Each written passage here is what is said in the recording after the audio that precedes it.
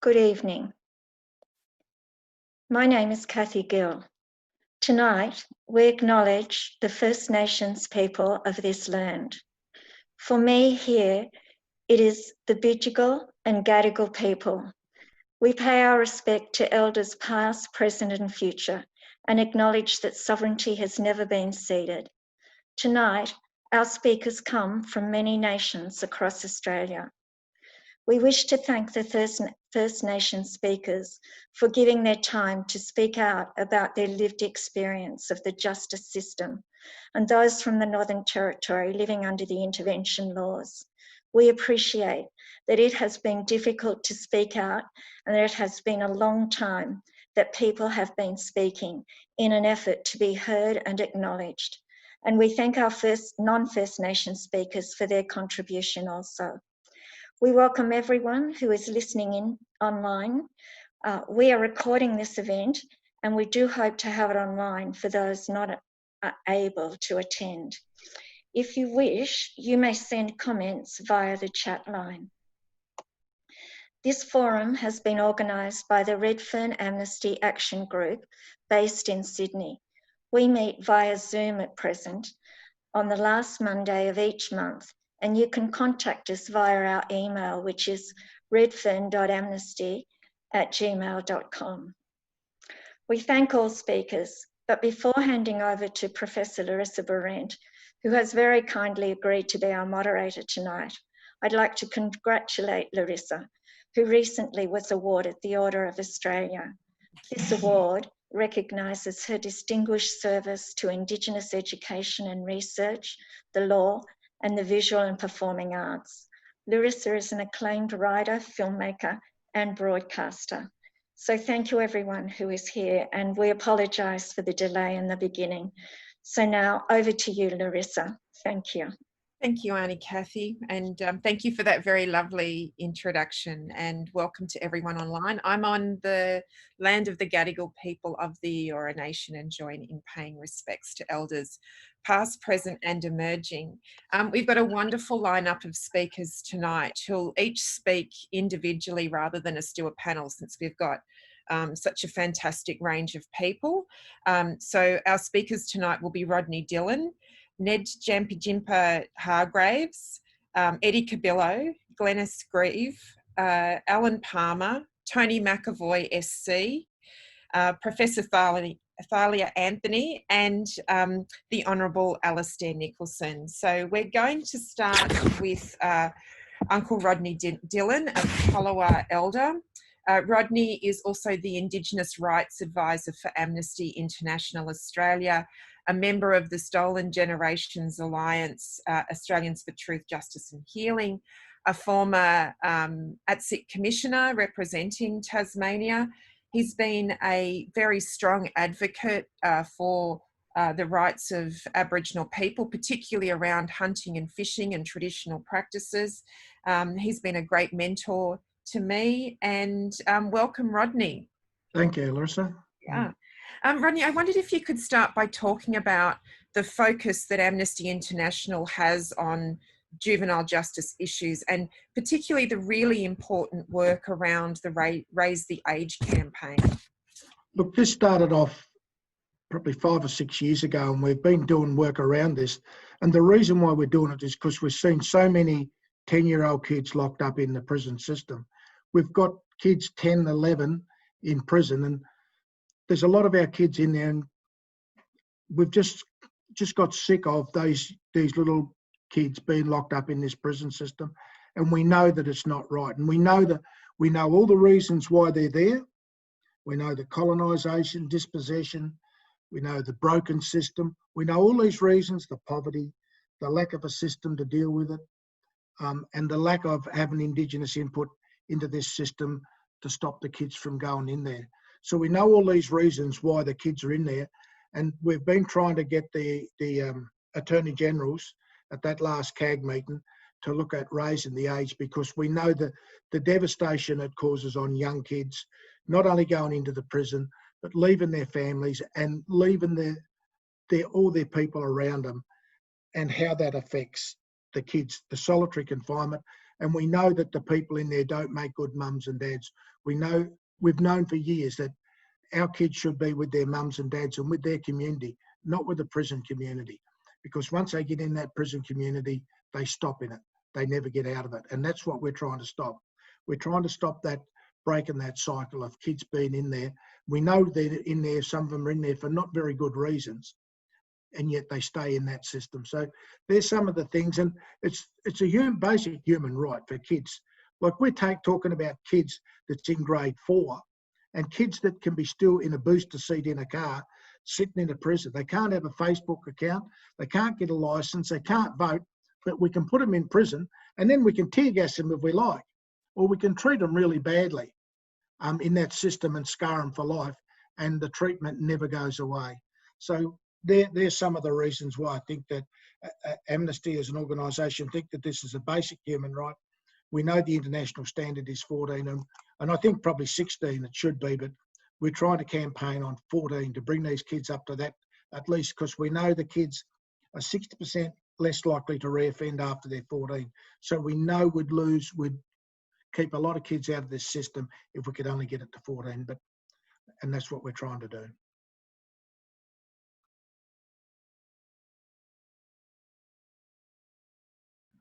I wonder if you could talk a little bit about, you mentioned that the Attorneys General were meeting about this issue, just to update people on that, and how people can find out more information about Amnesty's campaign and get involved, because that's a really proactive way of people to get involved with trying to make change.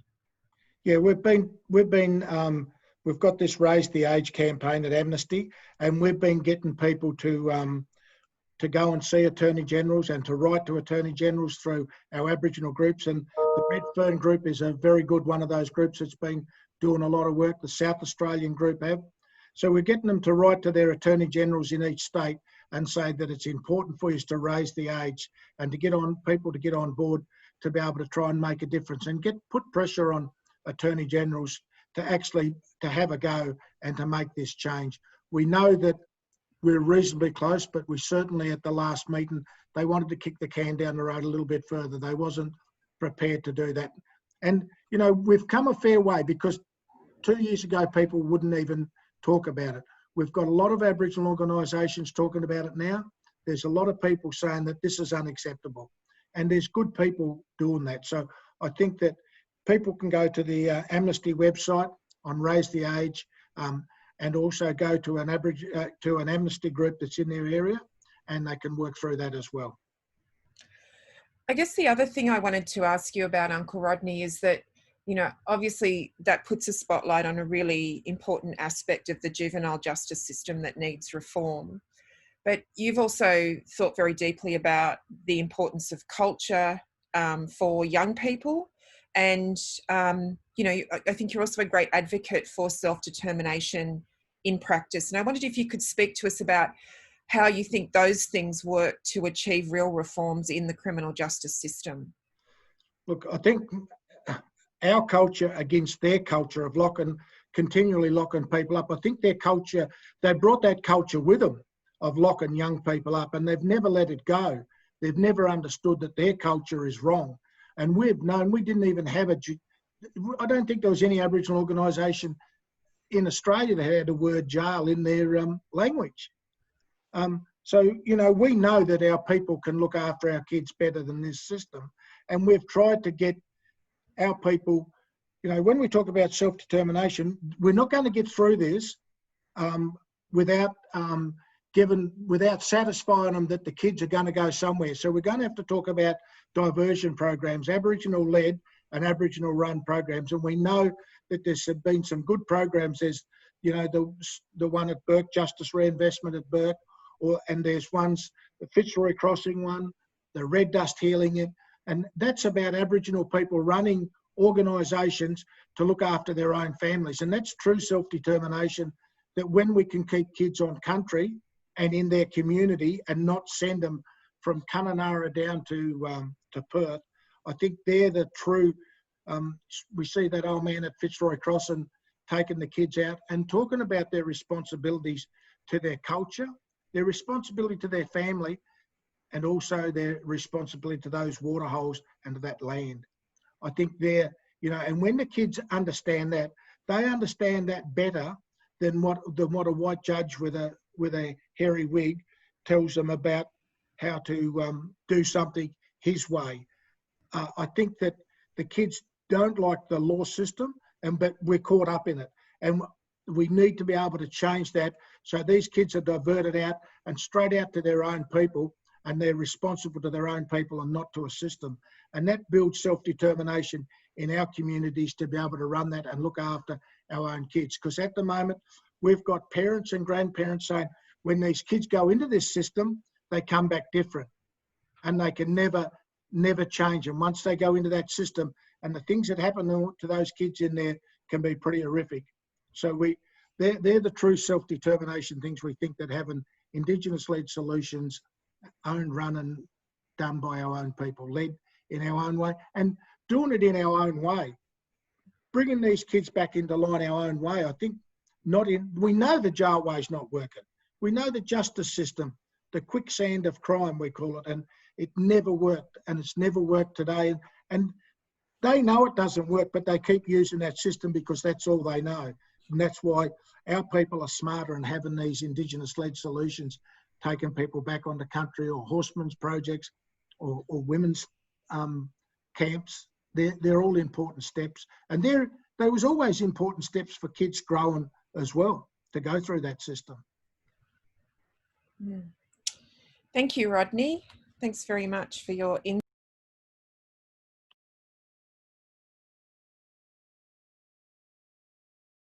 Keep somehow muting myself. Technology's beyond me. Thank you. I was just going to say, Rodney, thank you so much for your insights and wisdoms and your advocacy. And just a reminder that people can get on the Amnesty website and get involved with that Change the Age campaign. It's now my very great pleasure to introduce Ned Jampajimpa Hargraves, a Warlpiri elder from Yuendamu. Uncle Ned is the chair of the Warlpiri Parampuru Justice Committee. He's an interpreter who works in the courts. He's been a wonderful advocate for his people. He continues to speak out for justice. And it's wonderful to have you here tonight, Uncle, to share some of your reflections on the justice system. I want to say thank you so much, Nakamara, Kolyo, Larissa, and also Kathy. It is really a pleasure to be sharing this, and it's an opportunity for our brothers and sisters to actually, we had enough. Enough is enough. We got to put an end to it. Just very quickly, I just like to introduce myself. Look, my name is Ned Jampajimpa Hargraves, and my language is Warlpiri. I live 380 kilometers west of Alice Springs. Population in Yuendamu right now is about 800 people. I think the first thing that I need to talk about is when the intervention came, when they brought the intervention to us, we were flooded. We were flooded because with army, with the police, and with those social guerrilla workers who actually came along and gave us what we needed to do. And watching that things happening, there were things happening, and every time we were tight down because we could not move a muscle, we could not do a thing about all these things that the intervention brought and to our attention. So really, to us, it was frightening for the whole community to have these guerrilla, the army, the police there at the same time. And also, they've also built $7 million police station. $7 million police station. That money could have gone to our community, our needs, to our children, to our programs that We need it so badly, so badly. And that 7 million was built for Korea. And what's for us? What they given us? They given us $7 million, a police station. And that money, it's not, I think it's not well dressed to Korea, to us especially, and left us with emptiness and sadness and trauma. And the second story that I like to tell is Kumlia Walker. He was a young fellow. He was 19. And why is it that 435 of our loved ones are being tortured or being shot or being treated really bad, and in policemen's custody? Why? 435 of our loved ones were either shot or treated really bad. And in that same situation, there was a massacre in 1928. And they brought in a policeman, a soldier who was in the army shooting people. That is the same thing that had happened here in Yundum. That's the same thing. Shooting our loved ones, our people. So we want justice. We want justice. We want justice now, right now. We want justice. And it leaves us tormented and also worried, thinking about what's next, who's going to be next. We as a community right across the Central Australia, as well as to the top end, Queensland, South Australia, we would like to say this, and I would like to say this on behalf of my community, as well as many other communities. We want to say, this is what we want to say. We want justice. We do not want guns to be worn in right across the Central Australia, WA top end. We do not want guns because it terrifies us. Because we don't know who's coming around that corner. We don't know. And that's why we want justice and we do not want guns to be worn. And I'd just like to ask the audience, the fellow countrymen here, just take a 5-minute silence for a minute for our young fellow who was shot by a policeman. Just 5 minutes, 1 minute, and yeah, just to respect. So I'm just gonna sit here and just sit quiet for a minute. Is that okay, Nakamura? Yes, Uncle, it is. We'll take a minute to acknowledge that tragic death. Yeah, to acknowledge. Thank you.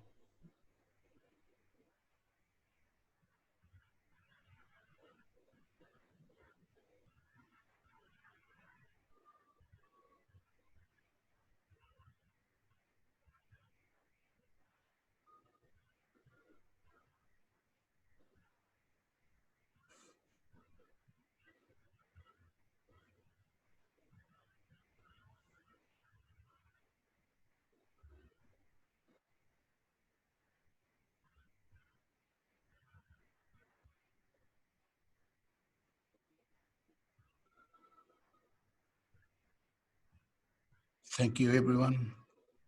Thank you. Thank you very much. And hope we as Yapa, Koreans out there,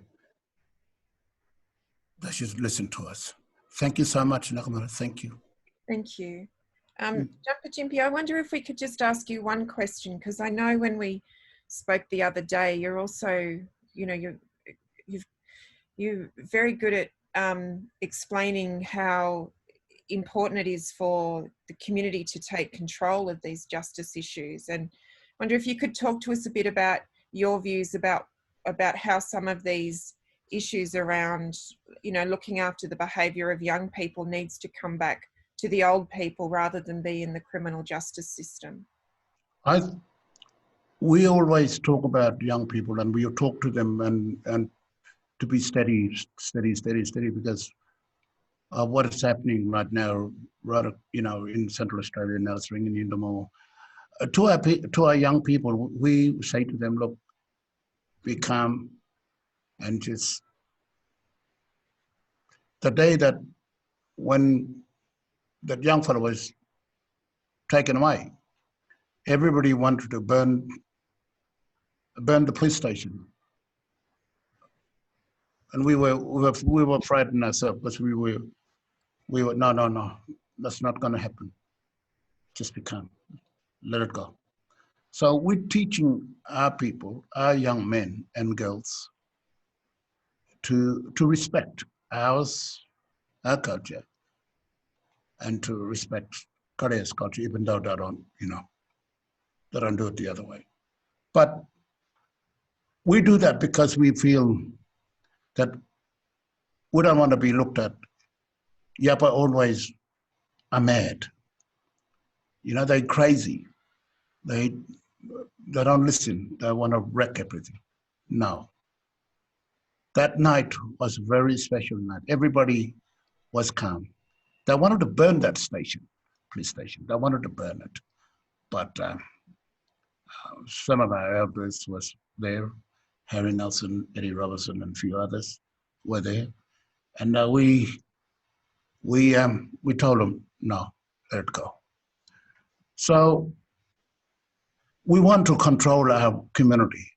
Give us, the intervention took our rights. They took our rights because they left us empty, because they think it's best that you give away your culture and don't worry about it. No, that's not true. God has given us chokorpa. When I say chokorpa, dreaming, glory, He's given that to us. And we want to maintain it, not to lose it, but to keep it for our children's children. To keep it strong so that we can continue teaching, learning the country and the chokorpa. That's what we want to do. So we want our rights back. We want to be able to control our community in our way. Thank you, Nakamura. Thank you.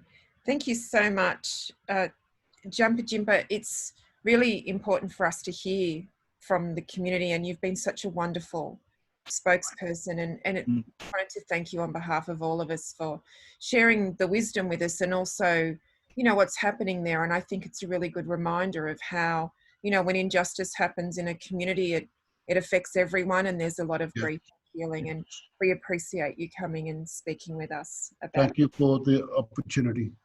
Thank you. It's now my great pleasure to introduce Eddie Cabillo, who is a Larrakia, Wajigan and Central Arrernte man. Eddie has is a lawyer who's worked within Northern Territory Legal Aid.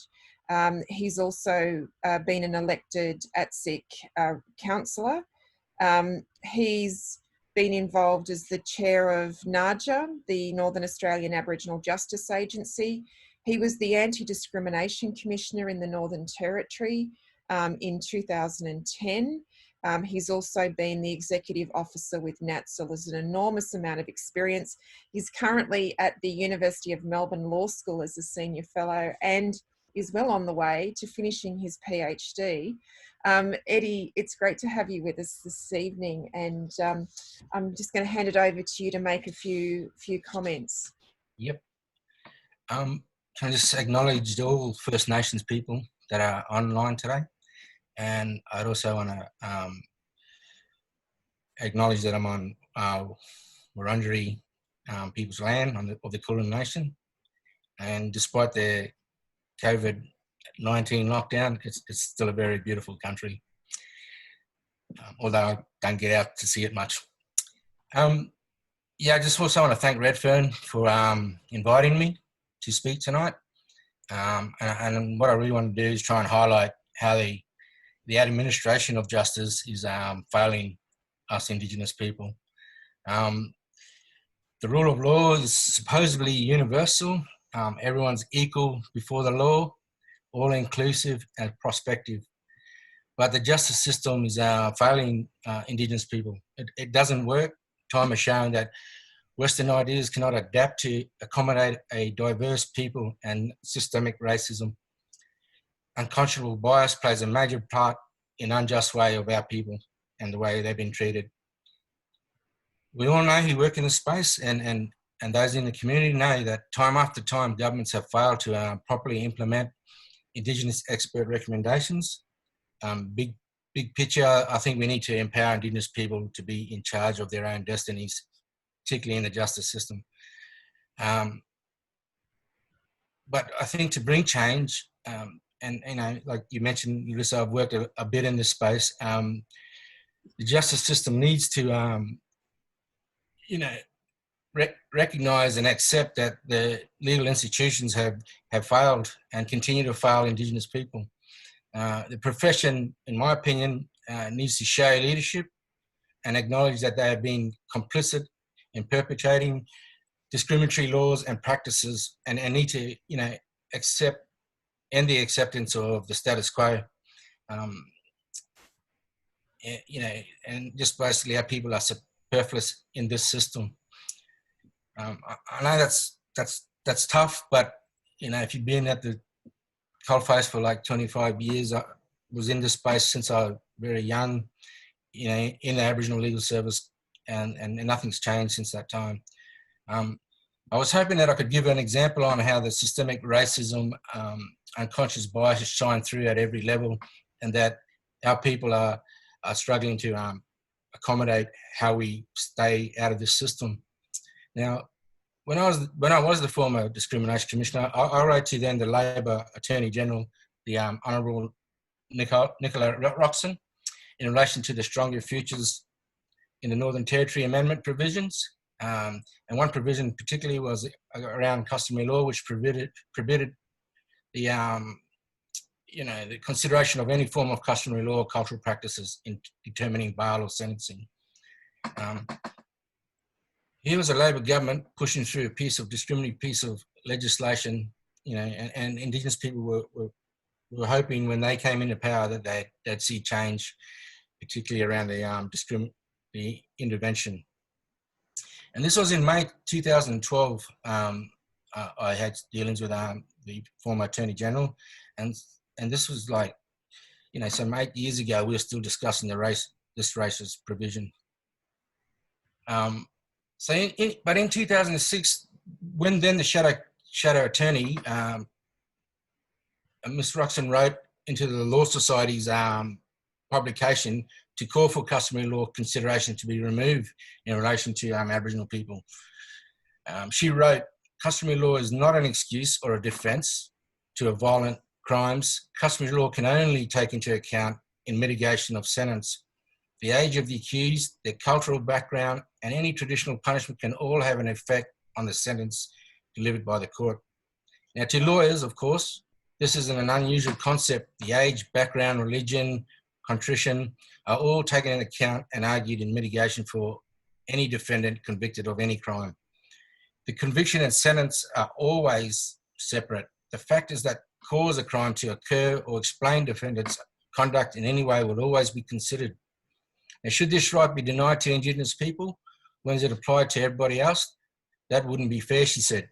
Now, her arguments, appropriately point out the issue of fundamental justice here at play. And just as a defendant should be able to raise all relevant matters in the bail and sentencing processes, Aboriginal culture should be allowed to be considered as deemed relevant by all courts for offenders or their offending. Precluding such consideration for Aboriginal people in bail and sentencing is discriminatory, unfair, and denies our people the same rights which apply to everyone else in this country.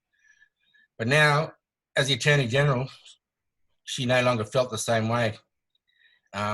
Look, at the time, and even now with domestic violence, the numbers are increasing that much. I share the Australian government's view that the protection of Aboriginal women and children is paramount. I think most Indigenous people do that. But as pointed out by Roxanne herself, banning customary law does nothing to achieve this, and there are other ways of ensuring that women and children are protected. For example, by placing limits on the use of customary law, maybe in sexual offending against women and children. So, just basically that bill went on and a very harmful message to our people. For most, if not all, Aboriginal people, culture is not only integral to their lives, but to any key effort that seeks to improve community safety. By refusing to allow courts to consider customary law, this legislation reinforces messages that customary law is not respected or does not have equal value for other Australians, that we don't have to afford our First Nations people the equality before the law as non-Indigenous Australians. So before I finish, I just want to say, if we are serious about addressing the extreme overrepresentation of our people in this system, we need to ensure that the justice system is meaningful and relevant to our mob. This is not to advocate a separate system for Aboriginal people, but just to recognise that within the mainstream judicial system, we're different, and that we need to have things that look after our cultural behaviours and values. Eddie, thanks for that. I guess one of the questions I wanted to ask you as a follow-up was, Uncle Rodney earlier spoke about the importance of self-determination, and I think that comes through in how we've heard the central role of communities in finding solutions. I know you've done a lot of work on this concept of self-determination in terms of community-controlled organisations, and I wondered if you could just share with us your views on the importance of self-determination as a framework in this space. Yeah, as you know, there's the Aboriginal Legal Services and others are working closely with government to develop targets which have been criticised by few, and for example, the legal services, they were omitted from the first Close the Gap, and the ability to be at the table to discuss wasn't there. So I mean, that in itself is positive. However, I mean, there's issues around whether how community control is actually community control. And, we've had this current discussions that all, we have the Uluru voice to government. We have treaty people pushing want more regionalised representation, looking after their own lands and peoples, and their own differences between our mobs. So, we're not all the same, and we're all different, and that ability to have input into what suits our own jurisdictions is important. And as Rodney and Uncle Ned there pointed out, that our culture is really important to and directional for our peoples when coming through our lives, and helps us to be grounded in our communities and in that law and respect. So it's really important. And I think, initially our community control organisations, when established some 50 years ago, were we're really important in doing that advocating for our people.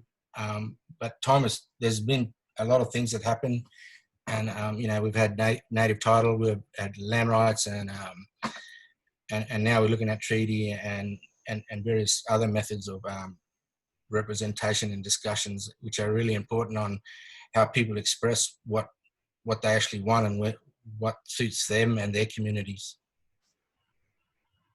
Thank you, Eddie. I might just very quickly before I move on, because I know later on in this evening we get the chance to speak with Tony McAvoy, who also was involved with the Royal Commission on the Protection and Detention of Children in the Northern Territory, as were you. And I just wondered if you could maybe quickly tell us what a takeaway message should be for people about that Royal Commission, something that you think people should be aware of. Well, look, I take away from it that they're big vehicles which don't necessarily get outcomes that Indigenous people want. They don't usually get the correct people on them to deliver, have the knowledge and understanding of, you know, our communities. You know, I think ours was probably one of the first with a senior counsel like Tony, and he'd speak on that, and several other lawyers on it. But they're highly political internally as well. You know, there's always difference of opinion when trying to push across for our mob and what's best for them, and also what us Indigenous people here in comparison to what non-Indigenous people here, it really makes a difference as well. And you know, very short term time frame for the Royal Commission, but and a lot of sleepless nights for people on the commission. But in the end, it comes down to will, and like I think what I was trying to say when I was speaking before, that the will isn't there. We've had so many Royal Commissions, we've had so many inquiries, we've had so many recommendations that are all still relevant till today, and governments are not accountable, and unfortunately the majority of Australian public, because Indigenous people are only 3%, don't make them accountable, and it's at the expense of our people. And I think out of that, I personally felt let down, and I, as you know, I started doing a PhD to sort of clear my mind of all the things I heard, which I heard from my parents and grandparents around kids being removed, and those stories haven't changed, and it sort of gets to you, and so I just, as a black man who works in the legal space, you're very frustrated, and that's why I'm saying that the legal profession, that they need to stand up, and I think Indigenous people can't do it on their own, and that's really apparent, and we can't rely on government. Thanks, Eddie. Thank you. And some great stuff there that really does follow on from what Jumper Jimper was saying before about what needs to happen in communities. And it's probably a really good point now to go to our next speaker. We're so privileged to have Glenys Grieve with us, a Jingali Mudburra woman from Katherine, but has Warlpiri connections on her mother's side, Gurindji on her father's side. Glenys has been a really strong advocate for justice and can speak very personally and from the heart on the issues we're talking about tonight. She's been a strong advocate for the abolition of mandatory sentencing, an appalling aspect of the criminal justice system, and has been, you know, one of the people in the community who has been motivated because of the very personal experiences within her family and who she's standing up and speaking for. Glenys, we're so privileged to have you with us this evening. I understand Terry, your son, might also pop in, but I wondered if you might share with us from your perspective what some of the key issues are that you can talk to. Yeah, it's a privilege to be here, Nagamara. Yeah, I'm Glenys. Hello, Indigenous woman, Yatjingali Mutpara, Walpri Gurunji, mother of 3, and also grandmother of 2. I was born and raised in Newcastle Water Station in the Northern Territory. My grandparents and grandmother were strong, hardworking, respectful, traditional members. Owned a droving plant, which he ran with his 4 sons and a daughter, which was my mother, who was the cook and the horse tailer. Now, my mother and her siblings were survivors of the stolen generation in the 40s, 50s, and 30s. Far south as St. Mary's in Alice Springs to the isolated saltwater lands of Croker Island. Resiliently and without fail, through my grandmother and grandfather, each child would have their feet made their way home to a sweet inland waters of our homeland. Heartbreakingly, under the next government regime in the 60s, this could not be said for our brother. He would be in his 30 years to come home. In 2011, Zach Grieve, my youngest son, was sentenced to 20 years in life in prison at the Holtz Correctional Centre in Darwin, Northern Territory. He was 19 at the time, and he was still is at the mercy of mandatory sentencing laws in the Northern Territory for failing to make a phone call to the police to inform them that the future crime was going to be committed. Because of mandatory sentencing, mandatory reporting laws, he is subject to mandatory sentencing laws. As per the final remark laid by the presiding judge, the Honourable Justice Dean Mildren, during Zach's sentencing summary, he said, I take no pleasure in this outcome. It is the failure of mandatory sentencing or mandatory minimum sentencing provisions which inevitably bring about injustice. Ultimately, his hands were tied.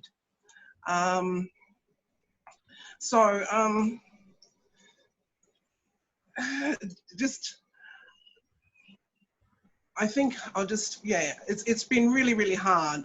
And just looking at, in 2000, the UN Committee against torture, torture called the mandatory sentencing laws in Australia, they called it racist. In 2008, the committee recommended the abolishment of mandatory sentencing. Furthermore, the UN against the torture against Australians, again in 2014, to have its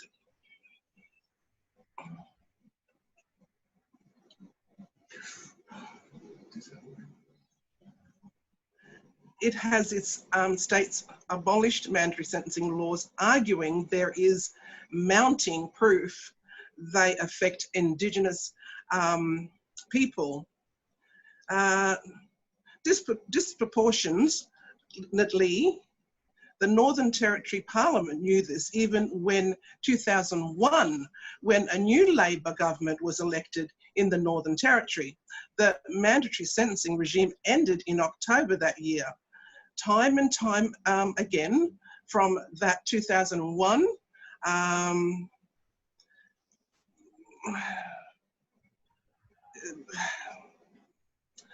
the figures, analysis and discussions of the analysis of the effects of mandatory sentencing includes that Aboriginal people were heavily overrepresented. The length of the minimum sentence was not an adequate deterrent. The effect on the prison population was unmanageable. However, in February 2013, the new Northern Territory government in the power passed new mandatory sentencing laws that increase the minimum time offenders spent in prison, and that restricted the judges' right to suspend sentences for certain crimes. A response to the voters called to be tough on crime. As per the final remark laid by the Honourable Justice Mildren during Zach's sentencing summary, I take no pleasure. This outcome is the failure of mandatory minimum sentencing provisions, which inevitably bring about unjust, the judge said in his sentencing.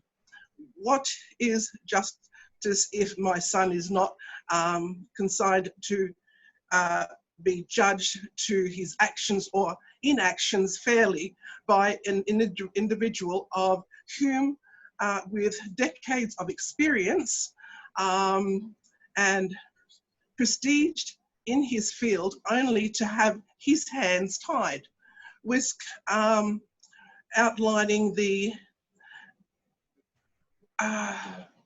diabolical nature of legislative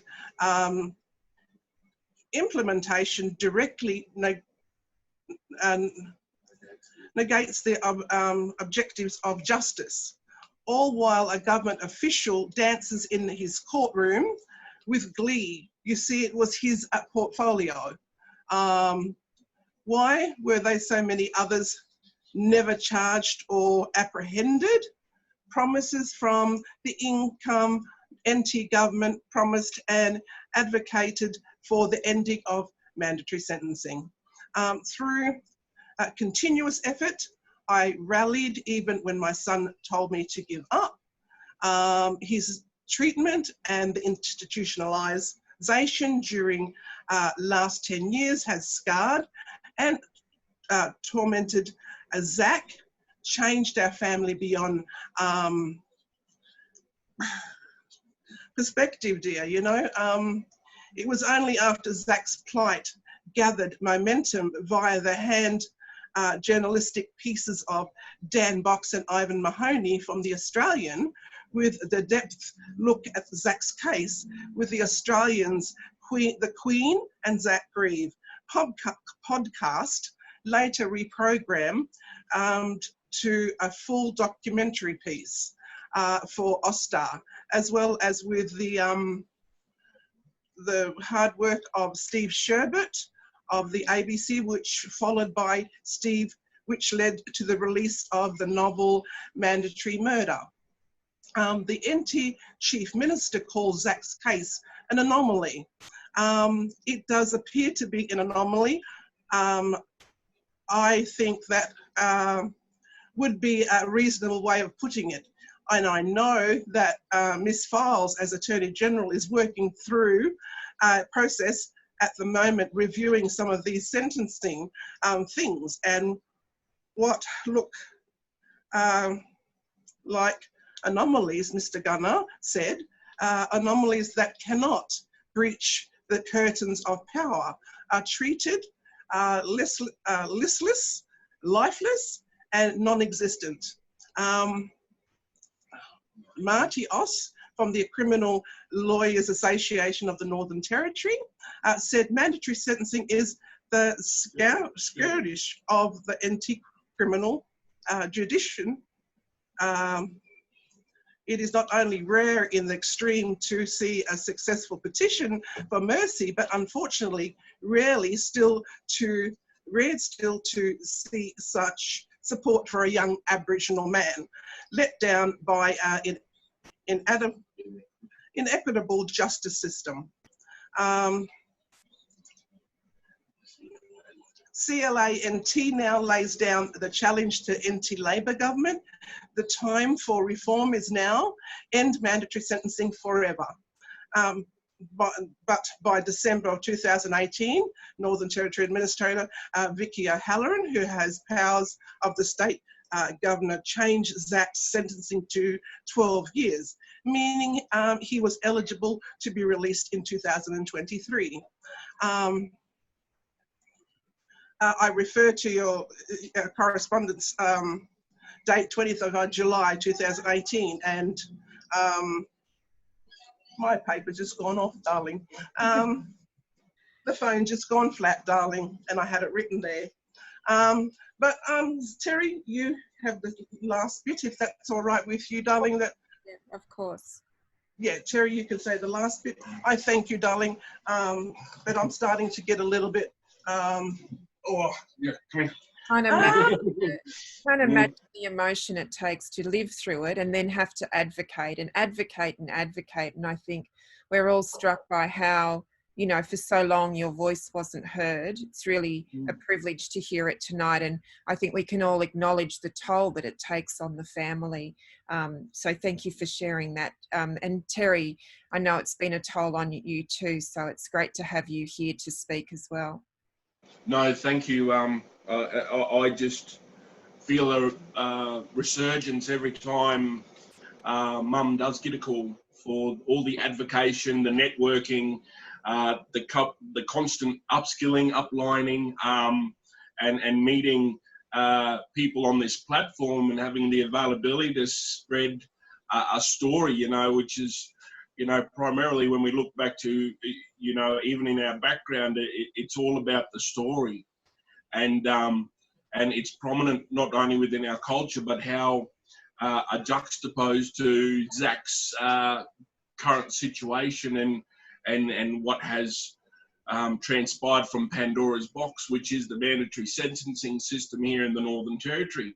And I can only just applaud Mum for her efforts. You know, even when my brother, when he has these darkest days, Mum is his light. When he needs a word of wisdom, or even, you know, the defining moments of a soul to be such alone, that to have someone care, and that's Mum, and she never stops giving up for Zach, and we all don't. I suppose we learn things even 10 years later with trying to advocate this reason to this perplexing case and legislative nature that is here in the Northern Territory, especially when, as Mum was just finishing off on with the particulars of the acknowledgement of the statistics, the acknowledgement, the consultation, the reports, the briefs, you know, it's all pointing and indicating for change. It's time to release those foundations which do not work with our societal basis, and especially with justice and law and governance here in the Northern Territory, and each and one of us as a citizen here, like, you know. There is a petition, isn't there, that if people want to support the family, support what you're doing, how can they get involved and help with the campaigns that you're doing? Find out more information? Well, the campaigns that we've held is already been basically completed, because what the NT government or what they're saying is that there's no new avenues in regards to, like, with the mandatory sentencing. We had the appeal for Zach, where his lawyer basically said he failed to represent his client. But the positions are closed because we have no opportunity or avenues to go to the high courts. The Northern Territory doesn't have that sort of pathway to go. So it's like we're at a dead end, or you know, stalemate. It's a very hard place to be. I know our Bowraville families feel the same way. It's all down to the basis of social media, like we've mentioned already. You know, with some fantastic, hard-working and courageous people. I'd say not a lot. You know, not a lot of people go, "Oh yeah, I want to be involved in this. I want to know a bit more," and then to be able to provide a really neutral product. I think, you know, Australians in general, we're not silly. We know when we're being had.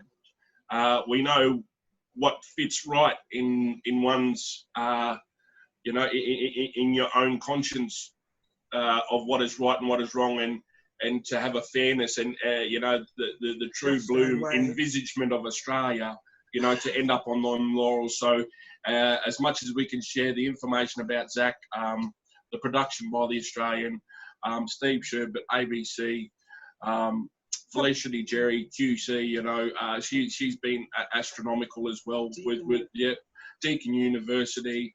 That's that's where we're at. I was saying to my partner, it's we've been watching a fair few documentaries under shutdown and with COVID, and you look at each other, and even with Mum, we've said, like, wouldn't it be amazing if we could get, or Zach could get a miracle that someone would want to go to this level and compete with governments, to compete with this legislature, to take it to the further. high courts and further, because it's unjust, it's wrong. Yeah. So wrong, you know, because on mandatory sentencing, a size 17 shoes doesn't fit all, and that's how mandatory sentencing is. Yeah. Well, thank you both so much. As we mentioned before, it's a huge toll continually on families to speak about something that's so close to your heart. But it's so important for people to hear that these aren't just statistics. And when the law gets it wrong, there is a very human price to pay for somebody like Zach, who's paid the ultimate price for that failure. Yes, and the families who have in there as a and you know, the 19. The insult of referring to that as an anomaly. So, you know, I'm sure I'm speaking for everyone when we thank you so much for sharing your story, your journey with us, and reminding us that there is a role for people to play to get involved in these cases. And thank you both so much for being with us this evening. I'm going to now, it's my great pleasure to turn to Alan Palmer, who's represents 4 nations across Central Australia, including Arrernte, Kaitetje, Aliwa and Anmater. And it's great to bring Alan in right now, because I think we've had quite a few examples of people talking about why it's important for communities to be in control of what's happening in the criminal justice space and what needs to be done. And Alan has done remarkable and consistent work at the coalface, particularly with youth, with boys and men, and is really well placed to talk about alternatives. And Alan, thank you so much for being with us this evening. No worries. Great. And I know we've got you while you're supposed to be travelling elsewhere, so it's really nice of you to hang around and give us the privilege of listening to you about. And I wanted to maybe just talk a bit about some of the work you've done that people might be interested to know are actually better ways of engaging with issues, particularly with men and young boys. Yeah, I think, first of all, yeah, Arrernte, Kaitetje, Aliwa and Majara are the nations I come from. I'm an Arrernte bloke, my Arrernte country, and I'm on Arrernte land, so welcome to Arrernte country, Alice Springs, through your Zoom camera. Thank you. Righto. Hopefully I don't get off topic. I'm just going to talk about my experience with the Northern Territory intervention. When it first came about, it created a lot of angst in the community. It created a lot of frustration and fear, particularly with Aboriginal men. Because if we remember, it attacked everything that is identifiable as an Aboriginal man. An Aboriginal man through law, an Aboriginal man through the culture, our society, our entire civilization, our entire existence. And it seemed a bit like the authority was showing the dominance to reflect that other Aboriginals around Australia will see this and reflect on their own people to say, all right, here we are, going back down this road again of calling us savages, calling us what have you, just reiterating that, that stigma and stereotype of Aboriginal people. which goes against all aspects of our society as Aboriginal people. I've had the privilege and have the privilege to see behind this curtain, so to speak, to see the beauty that is the fundamental basis of what gives us our societal structures as Aboriginal people, the oldest continuous living civilization on the face of the earth, the beauty that keeps us in line with our country and our family and our kinship, the inclusiveness of our society, the sharing, which the intervention came and totally broke down.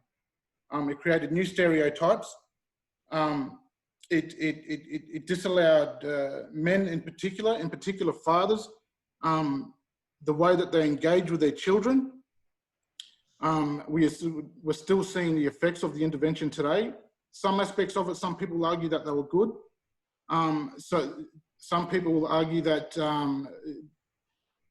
the intervention has done nothing but create further disadvantage for Aboriginal people, which I would have to agree. There was a point in time here in Central Australia where Aboriginal children were seen as an accessory to white people. They were adopting Aboriginal people because of the monetary incentives and what have you. Where we started to, there was talk around like an Aboriginal child that's walking with a white person was the new Gucci or the new Prada, so to speak. And we've seen all of this take place and play out. And even today, you could drive down through the centre of town and see mobs of kids, you know, as young as, I think as young as 5, you know. And the blame is always back on the parent or the parents. And that's something that's debilitated. Parents is plural, there's a mother and a father. And as much as we should protect and save our women and children, we should be thinking of families and empowering families. Other things that have come out of the intervention are laws and powers that are given to police, which contributes to the overrepresentation within our prison systems.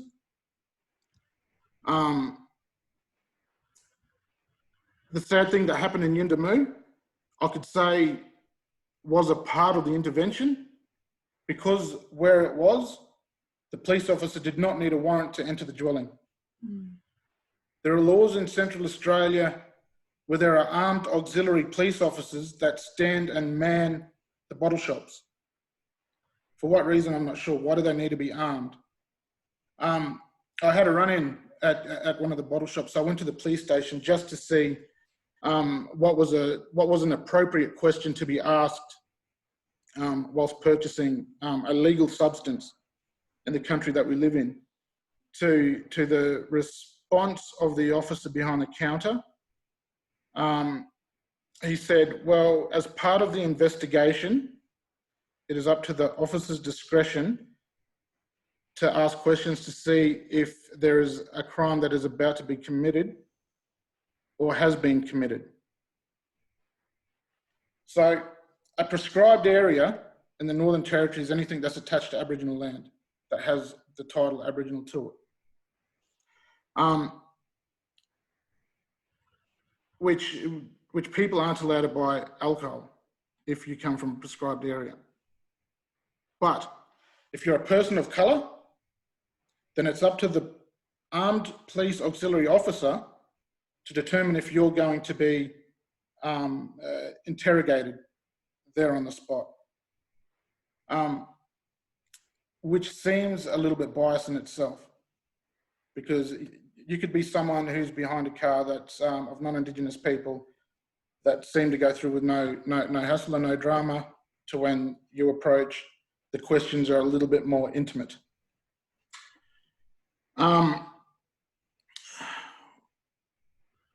The intervention has given powers to the authority that has disempowered us as people. Aboriginal men through our system, it is a man's responsibility to take care of the law, the culture, the country, and the family. We have an obligation to fulfill for our families. By them attacking Aboriginal men, it has created the disconnect. And because there's a disconnect, we now have a generation of youths that are disconnected from their country, their law, and their families. Because a child can turn to their parent or their guardian and say, if you discipline me, I'm going to call the police and I'm going to welfare. Which creates what? It creates confusion and frustration within the person, within the parent. Hands are tied.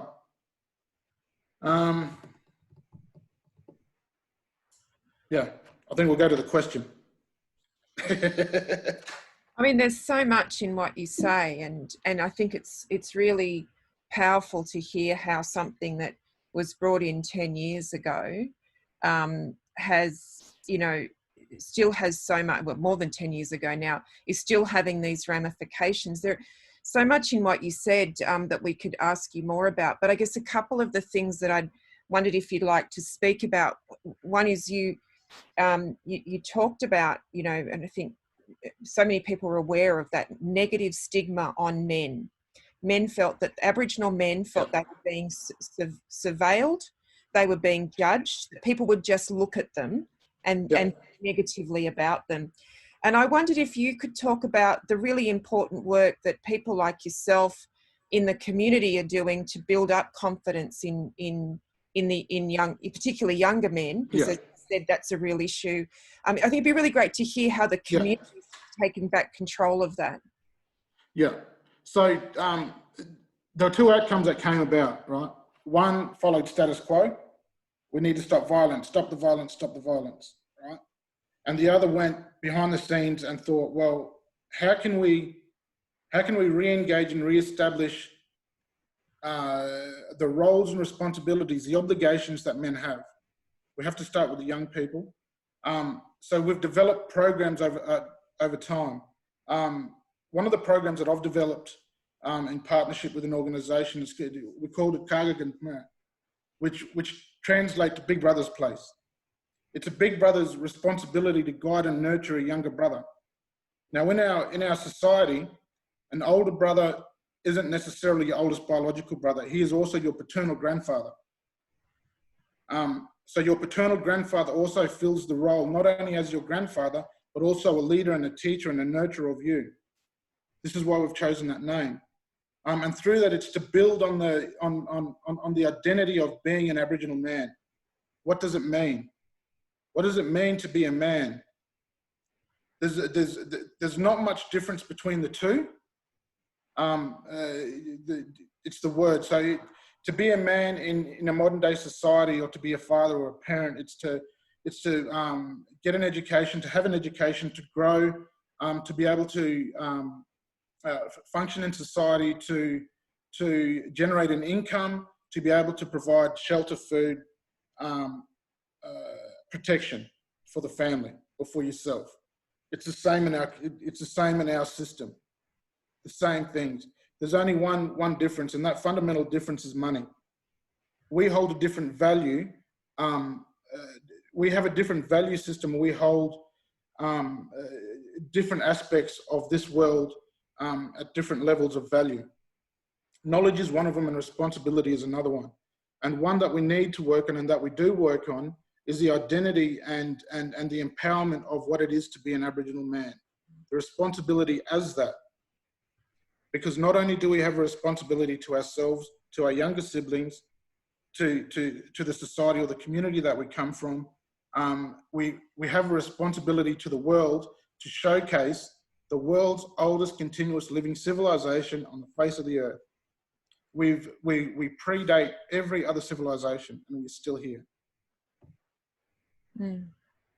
Thank you. I know you've got to make tracks, but I just wondered if there was just one last question that sort of goes to what Jumpy Jinpa, Eddie, and I think Uncle Rodney have said about just the importance of bringing these issues back to the community. And you made the really good point before that one of the long-lasting legacies of the intervention, and as you say, there were so many bad things about it, but that undermining of the authority and power of communities to look after themselves as part of the intervention and to disempower people on the ground.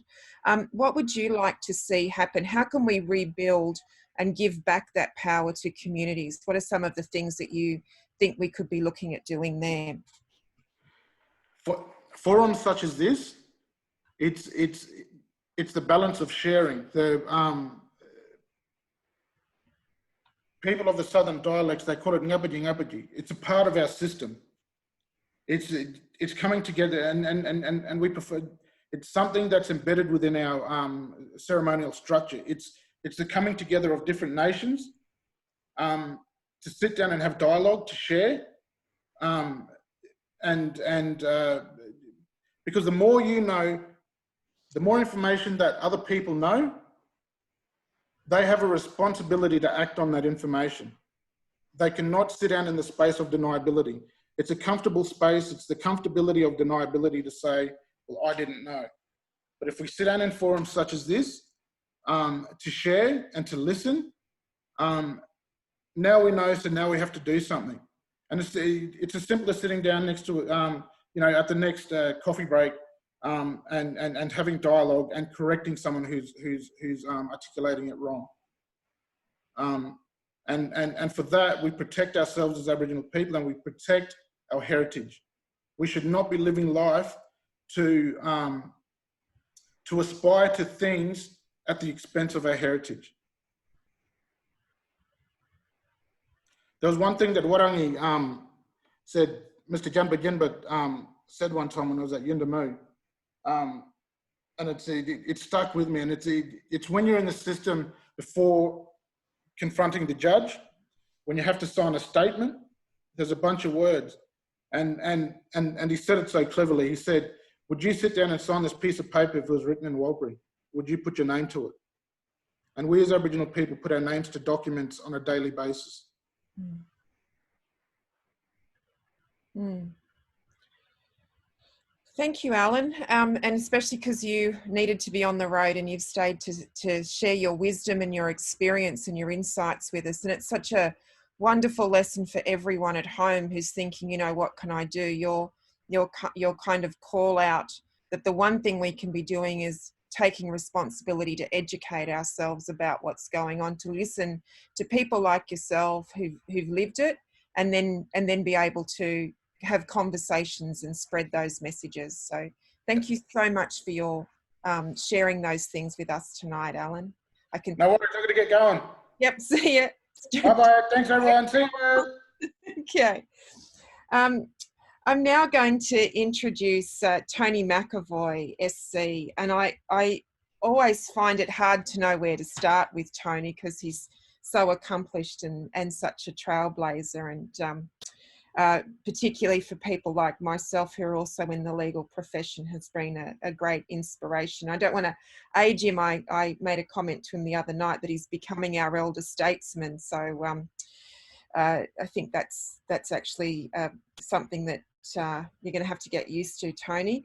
I will just share this with you, that Tony was became a barrister in 2000 and senior counsel in 2015. He is the first Indigenous Australian to become a silk, so really is at the elite level of the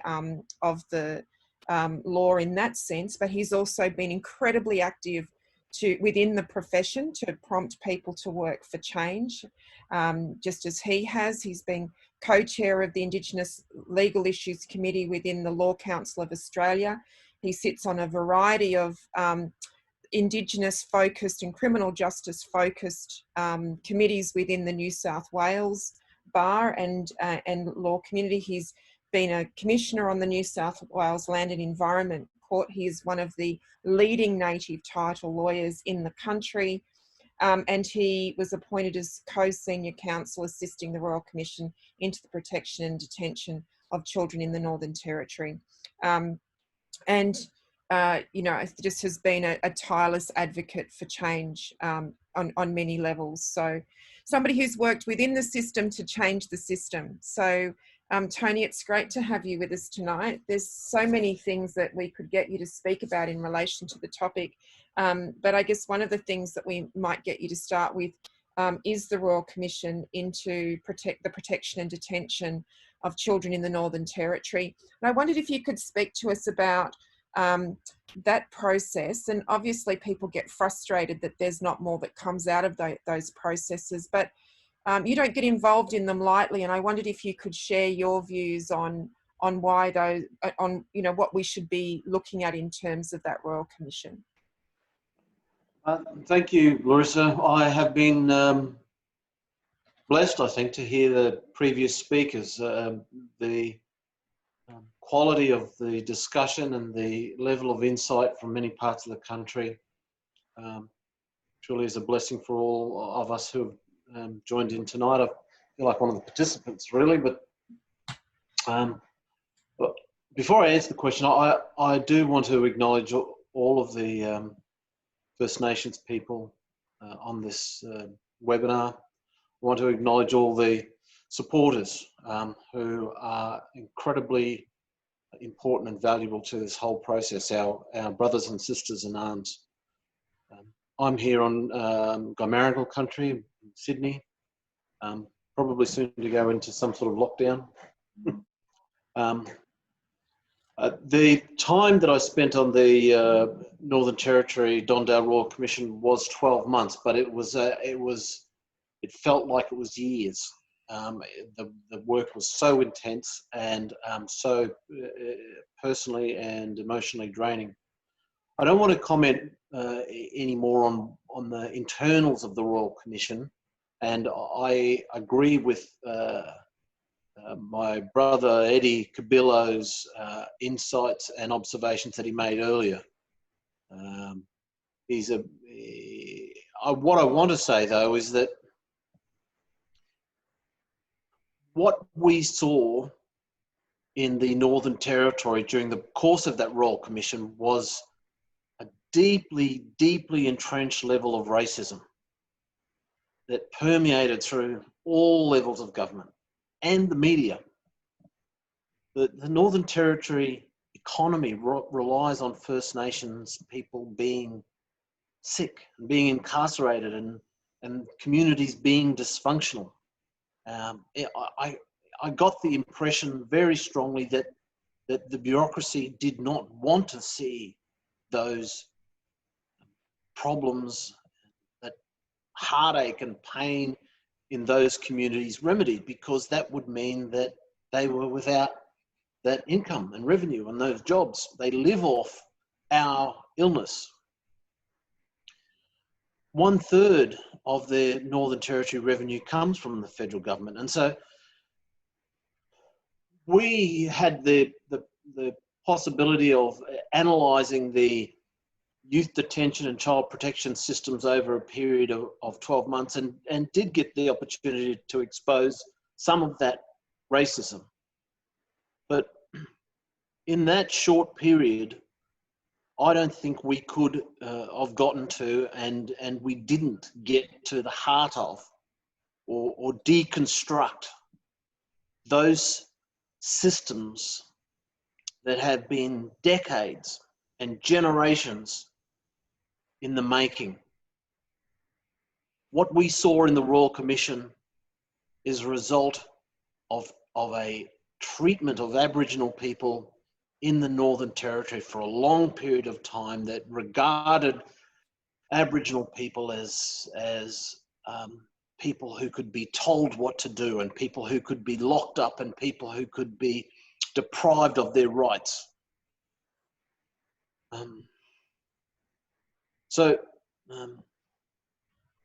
Even if we could expose and deconstruct all of those things in the Royal Commission, the system that is built up around that level of systemic and deeply institutionalized racism has its own inbuilt defense mechanisms to outside criticism, such as that we might make from a Royal Commission. One of the common retorts that I heard in the Northern Territory, directed at myself and other lawyers who had come from different parts of Australia to try and bring some objectivity to what was happening in the Northern Territory, was that Southerners didn't know the reality of the Northern Territory. Or, just as common, this is how we do things in the NT, to justify discriminatory behaviour and treatment. And so it is that the bureaucracy and the wheels of government and the economic systems all rely upon the oppression of Aboriginal people in the Northern Territory for their existence. And it is very difficult to break that down and to change it. But we must. We must, for all of our brothers and sisters in the Northern Territory, we must continue to challenge it and seek to break it down. The reality, though,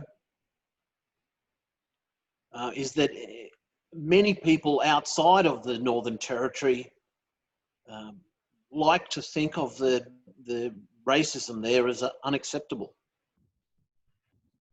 But that same systemic racism and institutionalised racism exists throughout the rest of the country. It is simply writ large in the Northern Territory because First Nations people make up 1/3 of the population.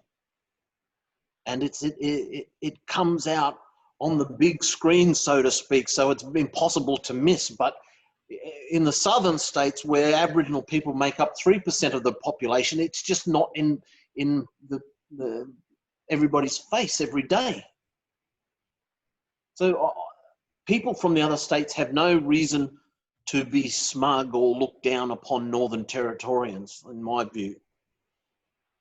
And the one recent confirmation of that view is the report that was released by Mr. Shirodka from the ANU on implicit and unconscious bias.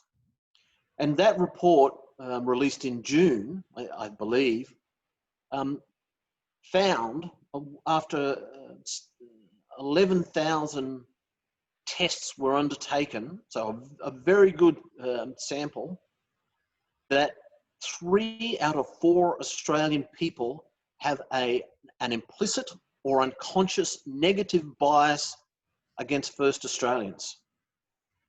And that report received coverage for a day in the media and then slipped out of everybody's consciousness. But for people like me who work in the justice system and see it played out every day, that figure stuck with me, I've got to say, Larissa.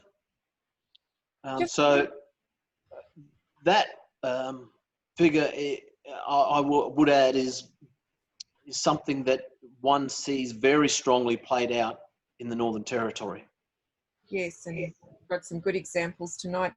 On that point about that report, how should those findings be understood more broadly in the justice sector? Well, as soon as I heard that report, I figured, I thought, should those figures be applied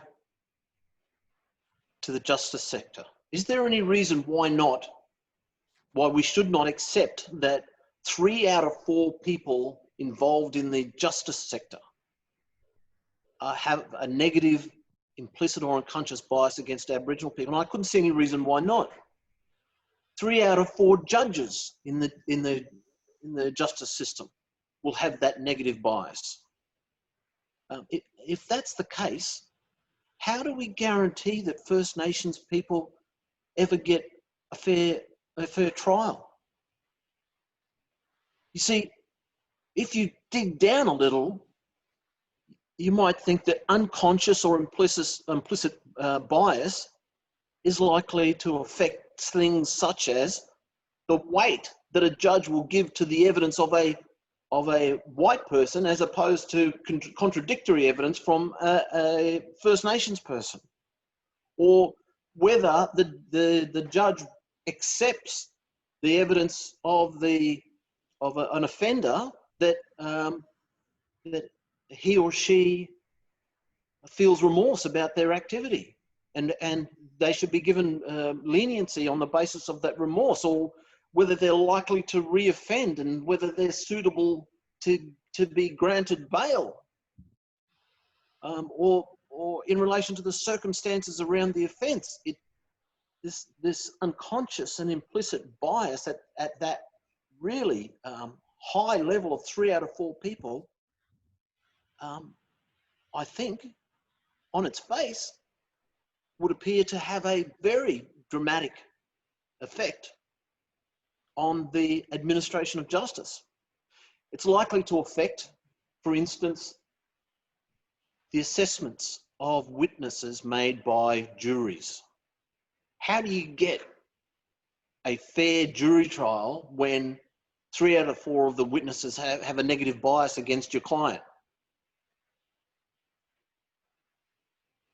It's likely to affect decisions made by police officers in regards to whether charges should be laid. And I've heard it many times, as other lawyers on this panel will have, that the times when police are called to an event and the black fella, the First Nations person, gets arrested because the white fella says they started it, and the police disregard the view of the Aboriginal person. It's likely to affect whether somebody is warned and sent home. And so we see from a report that came out of Western Australia earlier this year, in relation to, it's a minor thing, but it was in relation to police issuing fines for traffic offences, for speeding. And it was found in this report that where the speeding was as a result of a camera, so that there was no human intervention, Aboriginal people in Western Australia had a lower rate of fine than the rest of the community. But where that speeding ticket was issued by an officer, they were 3.9 times more likely to be given a ticket. And that figure, it seems to me, reverberates through the whole of the justice system. And so how can we expect that police will exercise all of their various discretions in a manner that is unbiased against First Nations people? How do we know that they're not going to make a decision to search somebody's car or bag because of bias, or whether they should conduct a strip search or a body cavity search? And we heard the Attorney General in Western Australia just a few weeks ago talking about a mother who presented herself at a police station and was because she was in hospital at the time when she should have been a witness in a domestic violence matter, and the prosecutor asked for a warrant to be issued against her. When she turned up at the police station, they arrested her, and then they cavity searched her, and they held her overnight. And the Attorney General in Western Australia said this would not have happened to a white mother from Cottesloe, but it happened in Western Australia to an Aboriginal woman, and that's consistent with a bias against Aboriginal people. So it's likely, it seems to me, that those biases also affect the decisions of corrections officers and parole officers and child welfare officers. So the question I ask myself, because I sit on all of these committees internally in the justice system, trying to figure out how to make the system fairer for my people. And I ask myself, what must the justice sector do about it? Does it engage in a process of self-awareness and find the mechanism to deliver some structural and cultural change to ensure that the biases are known? Would they actually know how much these biases are affecting the delivery of justice? And then they do things to remediate and ameliorate those biases. Or does it say, like we heard the Minister for Police in New South Wales say a few weeks ago about the officer that body slammed the young man into the pavement and put him in the hospital, and that, oh well, the officer would think that he had a bad day in the office. So the question for the justice sector, it seems to me, is does it ignore it? Does it ignore this latest report and hope that we will go away? Or does it grasp the nettle and confront and look at itself in the mirror, as it's doing in respect of sexual harassment at this very point in time, as a result of the report in the High Court about the activities of former Justice Dyson Heydon. So they're my observations about that report, and I think that we need to hold on to that report, and we need to put it in people's faces, in the justice sector's faces, and say, you need to confront this. You need to think about what this means for the way in which you deliver justice, and you need to make some changes. And I've got to say this, and it's my own observation, that at its very heart, the Royal Commission into Aboriginal and Torres Strait Islander Death in Custody report from 1991 was pleading for cultural change in the systems that affect Aboriginal people in the justice sector. It had Aboriginal justice advisory committees established. It talked about cultural awareness training, and that report failed to bring about the change that we need. And that was not for want of trying. There were so many people involved, yet the systems were so entrenched that we couldn't shift them. And here we are again, 30 years later, saying, you've got to do it this time. You've got to make the change. Well, that's my view on it anyway, Larissa. Thank you, Tony. Thank you so much for those insights. And I'd also like to acknowledge all the work you've done. You gave us some, wonderful points of reflection right through the whole kind of process of the criminal justice system in terms of what we need to look at. But I'm also very well aware that in your everyday work, you're challenging that as well. And such a great example of not just thinking through the big issues, but actually doing. I noticed there was a couple of questions come through on the chat asking for some references to that report. So if you've got a minute, maybe you could hop on and give some indication of where people can find that, because I know you've certainly raised a lot of interest. So thank you so much for your time and thoughts tonight, Tony. It's always a privilege to hear you speak. My pleasure. Thank you. So I'm going to turn now to Thalia. I should just flag for everyone, since we started late with the technical problems, I'm assuming we'll go sort of 10, 12, 15 minutes over. And I know Thalia was happy to be briefer. She's very respectful of the First Nations people, so I didn't want to cut short tonight. Thalia Anthony is a professor of law at UTS and a core member of the Strengthening Indigenous Communities research area there, which is part of her partnership with Jumbana. So I'm very proud to have Thalia as a colleague. She's as an academic has expertise across a range of areas, a lot focused on the First Nations Indigenous space, but also in areas of criminal law as well. One of the things that I think is really important about how Thalia operates as an academic is that she also does a lot of work in the community, a lot of work with Aboriginal women, particularly coming out of prison, a lot of work with the local community, the local Aboriginal community. And I know whenever we're doing work at Jumbunna on cases, she's always very generous in pitching in. So, you know, it's really great to have you here tonight, Thalia. And I thought, just picking up from what Tony had said, that maybe you could talk to us about what's happened since the Royal Commission in the Northern Territory, and from your perspective, since you followed this work really closely, whether practices have improved or detention levels have reduced. What's the snapshot now?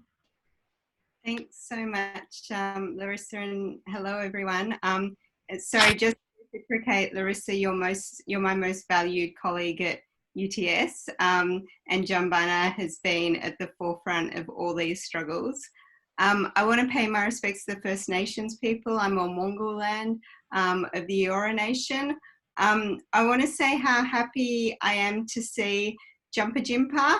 I've been a visitor to Yuendamu and up to Lajamanu, talking about stolen wages, and my heart is full to see your resilience, but also broken to hear about the oppression. And I really hope for justice for Kumanjai and for your community, and also to Arnie Glennis, to justice for her boy.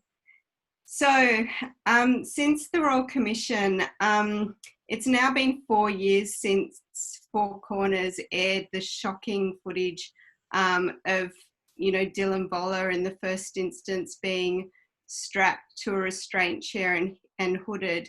And there was a national outcry, and many recommendations flowed from this Royal Commission.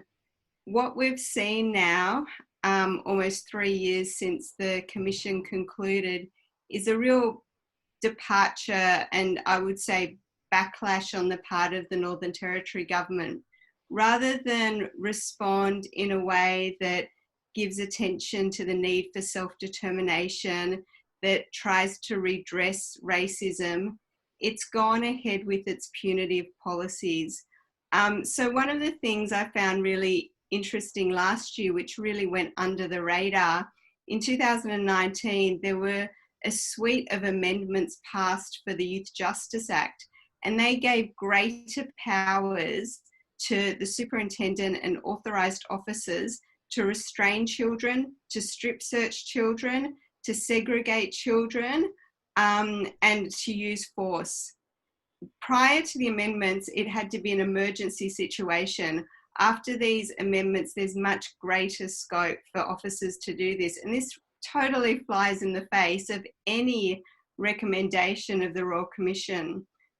We've also seen the use of tear gas about a year or so ago that again was contrary to the Royal Commission's recommendation. We've seen young girls being strip searched, surveillance in showers. So all the things that were supposed to be addressed have been not only a failure, but I would say a betrayal to those people who came to the Royal Commission to share their stories.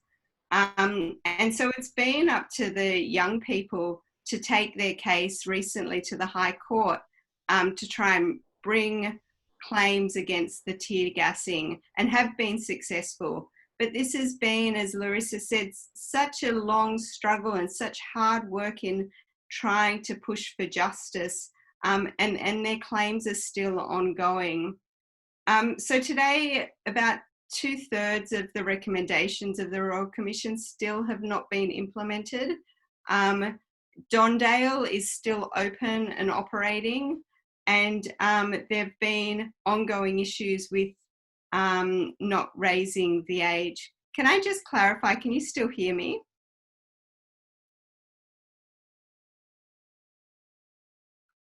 You can still hear me? Okay, Larissa's just frozen on my screen. But I actually just wanted to end it there and say that we've still got so much work to do before we can see any real strengths flowing from the Royal Commission.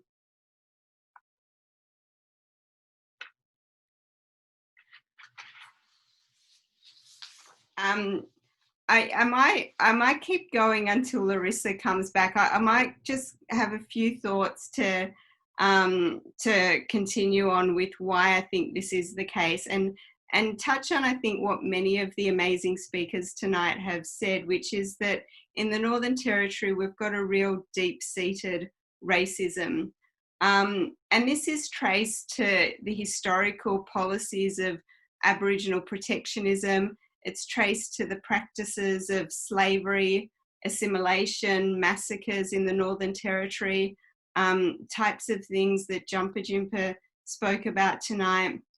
But it also manifests today. These aren't historical things. When we look at the intervention, it also disempowers. It denies self-determination over the communities, over Aboriginal people's lives and cultures. And what we heard in the Royal Commission, and this includes from Aboriginal people like Pat Anderson, Muriel Bamblett, also Larissa, talk about how when you have racism through a policy like the intervention, it plays out in detention centres. It plays out in how the police treat young people. And the only response, and Harry Nelson from Yuendamu spoke about this as well, the only response is to shift the power back to the communities. And he spoke about a lot of the really good work the youth programs were doing in Yuendamu, but they weren't getting the support that they needed to help their children. All the resources were going to government and the police. There were also calls, I think, as part of the campaigning around the Royal Commission, that children should be on country, not in custody, and that there should be kids kept in family and culture, not taken by child protection, and that there needed to be people held to account for the abuses. But we haven't seen this, and we haven't seen a shift in the policy away from the intervention. And so this year, when there's been so much focus on Black Lives Matter, it is about people who are harmed by police. It is about all those kids who came before the intervention and said things like the fact that there were guards who pushed on them and they were screaming, "I can't breathe." They said things like they were being forcibly strip searched, young women, by male guards. But it's more than what happens in the criminal justice system. In some ways, this is the tip of the iceberg. It's what happens in the community every day, that racism that means that children are taken away and can't be brought up by their families and by their cultures. And I think, and you know, Tony gave a really, I think, compelling explanation of how unconscious and implicit racism, when it operates on that level, no section of society is immune. But I think the real tragedy of the situation in the Northern Territory is that many of these kids are taken away and they can't be brought up in language, in culture, to know their skin groups and to pass this on to the next generation. And I think that we need to remember that, you know, the Northern Territory shows how racism is not only unconscious, it's also very explicit. The Racial Discrimination Act was suspended to allow the intervention. In this country today, we continue to have this intervention, and it simply has to stop if we're going to stop what happens in detention, but also what happens in communities and in families. And so, unfortunately, the Royal Commission, while I think it did bring together many people to tell their stories, it didn't have the necessary impact to really make a change, not yet. And so we need to keep telling these stories before we see change. Thanks.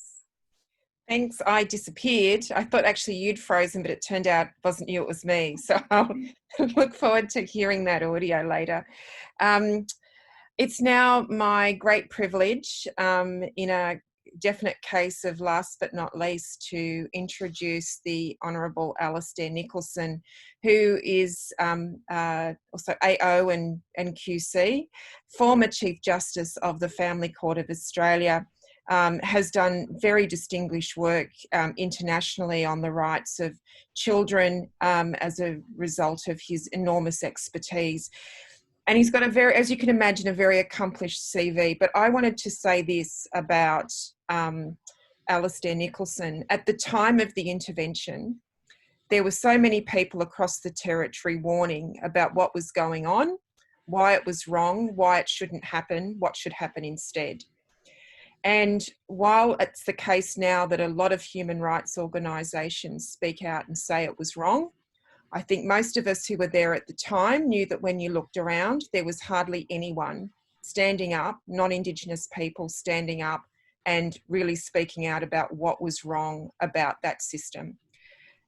The Honourable Alistair Nicholson put his considerable expertise and weight behind being one of the most powerful and influential non-Indigenous voices to speak out at the time about the intervention. I always think that says so much about his real commitment to human rights, his real commitment to the rights of Indigenous people, that he was willing to speak out at that time. And I wanted to introduce him in that way to say that it certainly speaks to the calibre of his commitment and his integrity. So it really is a privilege to invite him to have some reflections tonight about a whole range of issues that are very relevant to this fact. He is the Honourable Alistair Nicholson, but I also like to think of him as Uncle.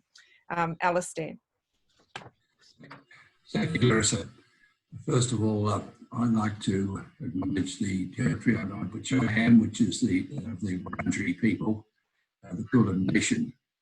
There's not much capacity to move around it at the moment as a result of the restrictions that we're all under, but it's still a great area to live, as the earlier speaker said. I have always been very interested in the concept of courts becoming involved with the people with whom they're dealing. And I think that, but before I got to that point, I was always concerned at the bar when I was there at the way Aboriginal people were treated, particularly in the courts. And certainly in my fairly limited criminal defence career, I remember having a very difficult case involving an Aboriginal person who was depicted as a terrible individual. In fact, he was a delightful and gentle individual. And how to get that across was almost impossible. But I think that one of the, because of the time, I want to be brief about this, but I'd like to pick up a few points that have been made. One is about the intervention, and as I said, I've been, I was opposed very much to it at the time it happened. It was a great disappointment to me when Labor came into power that they carried it on. I think it was an absolute disgrace. I remember not long after the election and before anyone had really got over anything, I was speaking. I gave a Lionel Murphy oration in Sydney, and I was dealing with the issues of children and matters of that sort. But there were a number of leading Labor figures in the audience, and I made a very strong attack on the intervention and said that they were expecting ministers and Prime Minister to be taking action to reverse the terrible consequences of it. Of course, I was very wrong. They were very muted in reporting my speech over that aspect. And the press were, and the comments that came from them were very neutral indeed, and I began to get very suspicious. And the suspicion was well founded, because what went on from there, I mean, Rudd made an exit apology. They didn't get any further. And the whole thing that really upset me was when I was asked to look at some consultations that the government had organised in the territory, which were directed at the Stronger Futures legislation they were proposing to introduce. I found that absolutely horrifying. It pours out, there's some of the things that Teddy McAvoy said, because we happen to have video of the presentations of a couple of these conventions. A very like Michelle Harris of Concerned Australians was a very resourceful lady who was able to get hold of these videos, which were taken unbeknown to those who were conducting consultations. And when you looked at them, you could see that these weren't consultations at all. They was just a joke. They didn't even have interpreters. The material hadn't been distributed in local languages.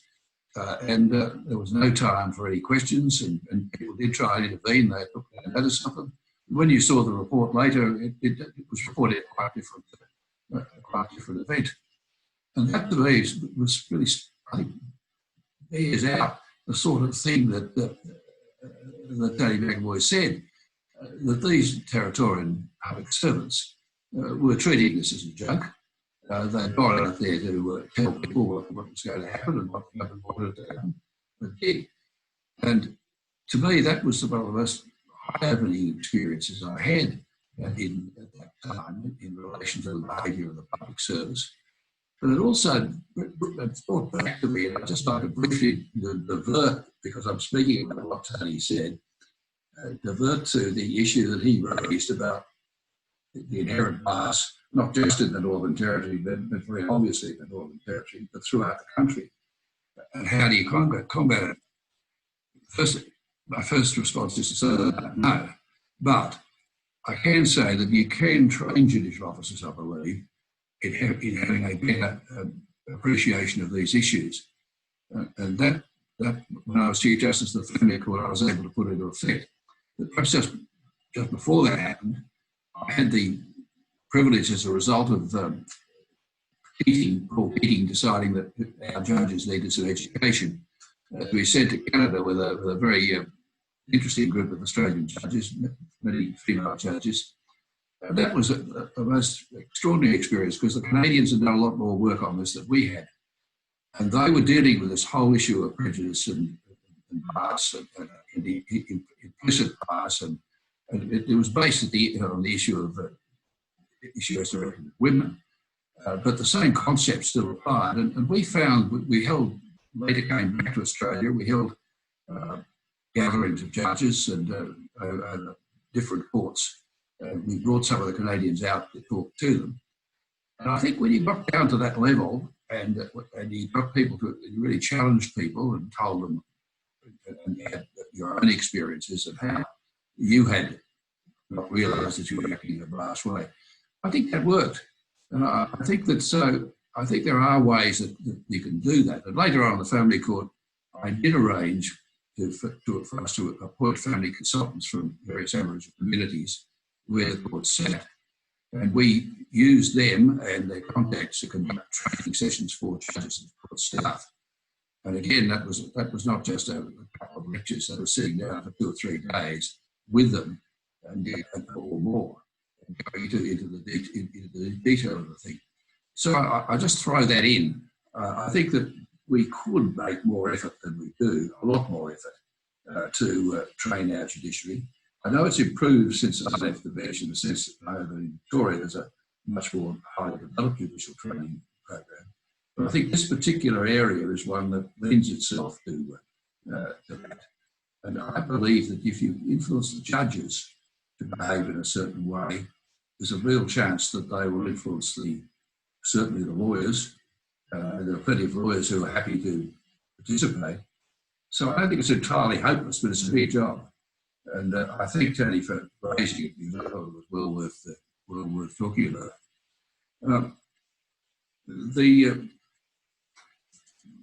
I just made a couple of notes as I went along.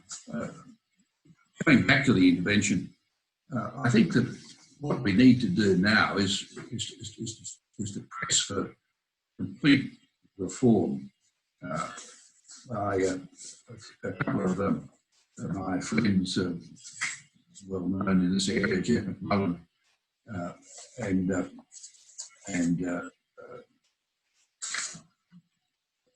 John Hawkman, put out a speech, put out a program last year for immediate release on the 21st of June, in which we called for a number of things that ought to be done. And I'll just mention a few of them, but this I think is so vital. It's to repeal the laws and the stronger future laws associated to the Northern Territory intervention. Our Aboriginal communities through local governance, support people to live in their homelands, shut youth prisons, and raise the age of criminal responsibility to 14. I agree that there should be an diminished responsibility past 14, as I think was suggested before.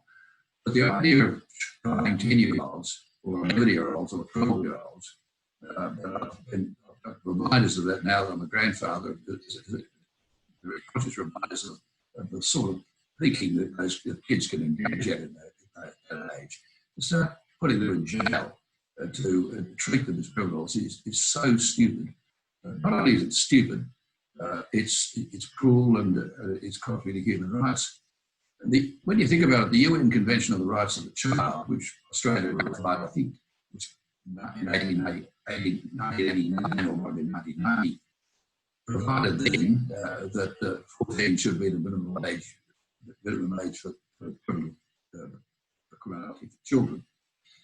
Now, most European countries have followed that view. The ones that have held out seem to have been England, which has a great punishment concept in its criminal law. And Australia, same thing. We seem to think that for some reason punishing juveniles is what we need. And I find that that's so important that we take action about that. Anyone who knows anything about young offenders knows that you don't, once you imprison them, once you confine them, you've lost it.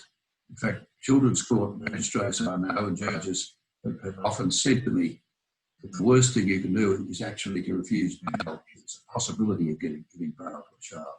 There's a simple fact of locking them up. There's immense damage to them. Now, we are doing that in our law over all of our Australian states. I can't believe how dreadful that is. And I can't believe the sort of shilly-shallying that went on at that meeting of Attorney Generals last week. And I noticed that various people said, oh, it was too late and children under 14 commit terrible crimes. Well, essentially, that's the point. The whole point is that they're not capable of developing the intent to commit terrible crimes. Their actions might be terrible, but it has nothing to do with their criminality. And it just seems to me to be an area that we can't bring ourselves to handle. I don't think we need to be too soft about the media and its approach on this either, because I know in particular, I thought I'd try and avoid reading the publications of some of the more liberal right-wing media, but they're consciously pursuing all the time heavier and heavier punishment. They're constantly demanding. Victoria, we had a tremendous campaign against youth offenders. The government again came in, decided to build a prison, a brand new prison to contain them. And it's really just stupid. And anyone who knows that, and if you're prepared to spend money on it, you know that you can do so much for these kids. And I was remembering when there was a terrible case in England and some kids were charged with various offences. At the same time, similar type offences were committed by a child in Norway. Now, the kid at Norway was back at his ordinary school 3 weeks later. The ones at England were locked up for years. And that seems to be the approach that really works. So we've got a long way to go. But going back to the intervention, the other terrible things that need to go up, scrapping of income management has to go. It's an appalling concept. It's one that runs contrary to the whole principle of welfare payments. we've got no right to tell a person entitled to, who has an entitlement to welfare, as to what they spend it on and how they spend it, or discriminate against them in what they can buy. And that's just unacceptable. But I think another issue that was raised briefly today was the issue of customary law, Indigenous customary law. I've never been able to understand why our governments are so wary of doing anything about customary law.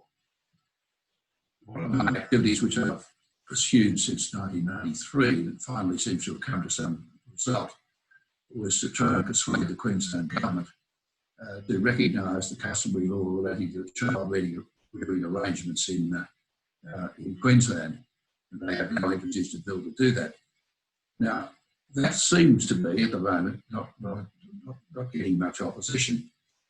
And I think that's a very important step forward if it happens, because it recognises as part of the law of the land that these customary arrangements should be recognised, and those kids who are subject to them should not be subject to any difficulty because of it, which they are now.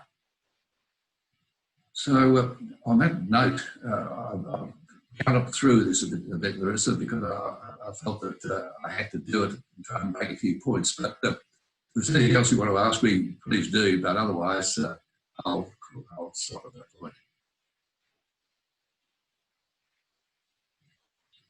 Your speaker's off.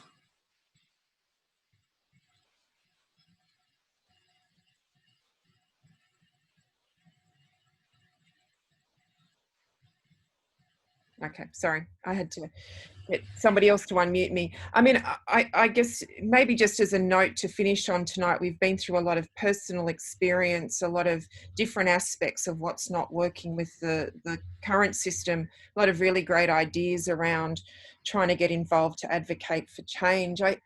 I think perhaps a reflection to leave us with tonight. It goes to, I guess, part of the way that I introduced you, that when the intervention came out, there were a lot of non-Indigenous people who chose not to be involved because they said, oh, it's a black issue. Some Aboriginal people are for it, some are against it. I just wondered if you could maybe share with us why you felt it was so important to speak out and use your considerable influence on this issue, when, as you say, it wasn't popular. I think a lot of people like yourself, George Newhouse speaks similarly about how getting involved with the town camps case, etc., meant that he was offside with people within the Labor Party. There's that sort of sense that people who did stand up paid a bit of a price for that. And I just wondered, it might be, with so many of our non-Indigenous allies here tonight listening and learning and sharing, if you could maybe share with us why, just from your personal perspective, it was important, why you did it, what you'd encourage others to do when they see something that they feel strongly about? Well, I suppose I've always taken that view, and I've got myself heavily criticised over the years for having done it, including when I was on the court itself, because I remember being, I was chairing an international conference in San Francisco, and it was not long after how I'd been strongly criticising the report of the Royal Commission. And Vic Dodson was over there, and I reported, he was one of our speakers, and I was being interviewed at a press conference which included someone from the Sydney Morning Herald, and I was asked whether John Howard should take part in an apology, and I said, of course he should. At that stage, I was run by the Secretary of the Attorney General's Department in Canada. I was there to be told it was a tremendous disgrace, and this was quite improper of me to do this. And I simply responded with a letter then from the Acting Attorney General admonishing me for that, and I simply responded to him saying that according to the Beijing Declaration in relation to the human rights and the duties of the judiciary, that it was our duty to speak up on matters of human rights. So I didn't get a reply to that. That was the end of it. But it's just, I think there are things you should speak about. I speak very strongly about asylum seekers on the same basis. Very early in the piece. In fact, I heavily criticised that in Parliament as well. But I think judges have got a right to speak on human rights issues, and in many ways they're better qualified to do it by reason of what they see than the ordinary person in the street. I'm not saying that this is a right, but I think if you think something's really bad, you should take the opportunity to say so. And I've never taken the view that anyone had the right to tell me I couldn't. And that's, I think this is the question. Yes. I mean, I guess you're a great example of doing the opposite of the famous saying by Martin Luther King, in the end, it's not the words of our enemies, but the silence of our friends that we remember. And I think that's one of the reasons why you're so fondly remembered by all of us who were there fighting from the start. So it's a real privilege to have your insights tonight and to get to share with everyone who's listening what high regard we hold you in for being brave enough to speak out when it really mattered. With that, I'm going to thank everyone. I'm going to hand back to Kathy, who's got a couple of housekeeping things, and just thank our speakers again. And I think the one thing about Zoom is they can't hear the thunderous applause that would inevitably follow. So maybe if we can just wave our arms a little bit and show some appreciation for our wonderful speakers tonight. Thank you.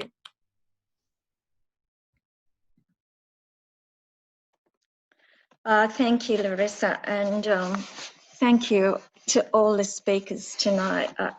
It's been just such a profound meeting. I want to thank everybody who's been an audience tonight and express our deep gratitude to all the speakers. It's just been so strong to hear everybody tonight. On your screen, maybe we've been able to get up some suggestions for what actions people can take, but that has been in the chat line as well. The Raise the Age campaign, the one to end mandatory sentencing and free Zach Grieve, and the one to clean out our prisons because COVID-19 is breathing heavily down our necks. So just to go through them quickly one by one. The first one, Rodney talked about, the Amnesty's Youth Justice Campaign to Raise the Age of Criminal Responsibility. That's Kids Belong in Community. We're hoping for 100,000 signatures before the Attorneys General meet again. So that's Raise the Age, Kids Belong in Communities at amnesty.org.au. You'll find it on the website. Some of these links have a lot of letters in them, so I'm giving the main words for them. The one for Zach Grieve is Zach Grieve is, just checking it, that is a change.org link, and in that link you'll see Free Zach Grieve and End Mandatory Sentencing. So they're your keywords. You'll find that change.org link. I'm hoping it's on your screen and you might be able to take a screenshot of these things. The next one is, we didn't get to talk about COVID-19, but there's the one for clearing out the prisons. We know that COVID-19 has struck the aged homes, and all commentators seem to say the prisons are the next most vulnerable. And we know it's important because First Nations people are overrepresented in prison and they're health-wise the most vulnerable. So that petition is with the Aboriginal Legal Service, New South Wales and ACT, and it's ALS NSWACT, that's ALS, as I explained, .org.au, free our people, ALSNSWACT.org, free our people. And lastly, though it wasn't really directly spoken about tonight, we'd like to give a plug for Yingia Margulia, who he is an independent representative for he's Yolngu, and he's an independent representative up in the seat of Nhulunbuy. And he's been an independent voice for his people in Parliament, and he's running again in a very close election. And if it's on the screen, you can see that he stands strongly for self-determination. And if you go to www.yingia.net, you can see his fundraising campaign and a video of what he's been doing to speak up for First Nation people in the Northern Territory. So his name's spelled Yingia, Yingia, www.yingia.net. If you look up the Northern Territory members of Parliament, you'll also find his name. So last of all, it's very late, and if you stayed this long, you're a stalwart. So thank you very much. Thank you, Larissa. Thank you, everyone who attended tonight. In solidarity, we all move forward. Good night, everyone.